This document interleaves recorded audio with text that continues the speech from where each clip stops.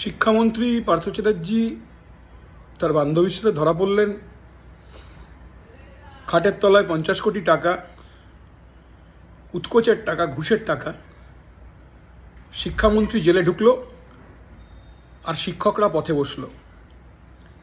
Party Congress চলছে, সেই কারণে আজকে আমার থাকার সুযোগ নেই।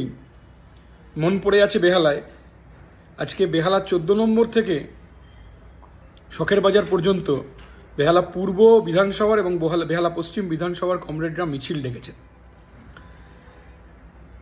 14 নম্বর থেকে মিছিল শুরু হবে শখের বাজারে, সন্ধ্যে ঠিক 6:30টায় 14 নম্বর থেকে মিছিল শুরু হবে।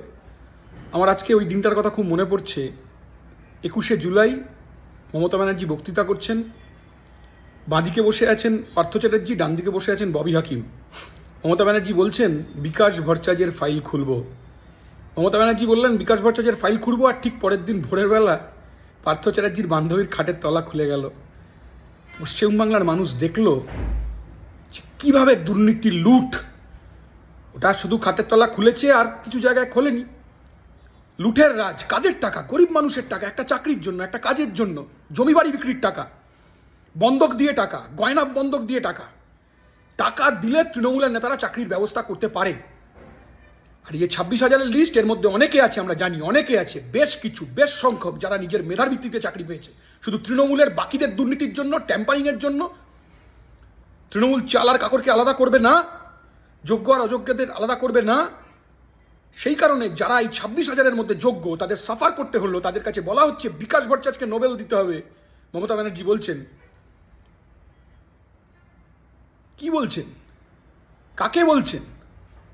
বামফ্রন্ট সরকারের শেষ 12 বছর 11 বার এসএসসি পরীক্ষা, 1.5 লাখ ছেলে মেয়ের চাকরি হয়েছে। একজন নেতার নাম বলতে পারবেন না যারা টাকা নিয়ে চাকরির ব্যবস্থা করেছে। উল্টে এই এসএসসি চালু করা বামপন্থীরা, বামফ্রন্ট সরকার এসএসসি চালু করেছিল যাতে স্বজন পোষণ না হয়। গোটা রাজ্যে পশ্চিমবাংলার নেতা নেত্রী, স্কুল, পশ্চিমবাংলায় এমএলএ এমপিরা স্কুল তৈরি করছে, স্কুল পরিচালন সমিতিতে বামপন্থী লোকজন, যাতে স্কুল পরিচালন সমিতি রিক্রুটমেন্ট না করে। স্কুল পরিচালন সমিতি রিক্রুটমেন্ট করলে বামপন্থীদের কাছের লোক রিক্রুটেড হতে পারে, তাই এসএসসি তৈরি হলো। আর সেই এসএসসিকে ব্যবহার করে নিদারুণ দুর্নীতি। আমি শুধু একটা উদাহরণ আপনাদের দেব। হাইকোর্টের কাছে তা জমা পড়েছে সিবিআই এর থেকে। ধরুন একটা প্রশ্ন এসছে ভারতবর্ষের ক্যাপিটাল কি? ধরুন উত্তর নিউ দিল্লি। যারা টাকা দিয়েছে তারা উত্তর লিখলো পাটলিপুত্র। যারা টাকা দিয়েছে তৃণমূলের নেতাদের, তারা উত্তর লিখেছে পাটলিপুত্র, এবং তারা পাশ করে গেছে। যারা নতুন দিল্লি লিখেছে তারা পাশ করেনি। অর্গানাইজড ক্রাইম, এবং এই ক্রাইমের মাথা মমতা ব্যানার্জি, এবং মমতার নির্দেশেই ওই টাকা পার্থ চ্যাটার্জির বান্ধবীর খাটের তলায় ছিল। সিবিআই যখন জেরা করছে, যখন অ্যারেস্ট করবে, তখন রাত্রিবেলা 3 বার পার্থ চ্যাটার্জি মমতা ব্যানার্জিকে ফোন করার চেষ্টা করেছিলেন। আজকে আসুন, স্বচ্ছ নিয়োগ করতে হবে, যোগ্যদের চাকরির ব্যবস্থা করতে হবে, এসএসসিকে নিজের জায়গায় ফিরিয়ে দিতে হবে, চাকরি দিতে হবে, কাজ দিতে হবে। প্রাক্তন তৃণমূলের নেতারা, বর্তমান বিজেপির নেতারা আর তৃণমূলের নেতারা একসাথে এই চুরি করেছে। কাজেই আসুন আজকে সন্ধ্যে 6:30টায় বেহালা 14 নম্বর থেকে শখের বাজার অবধি মিছিলে পা মেলাই।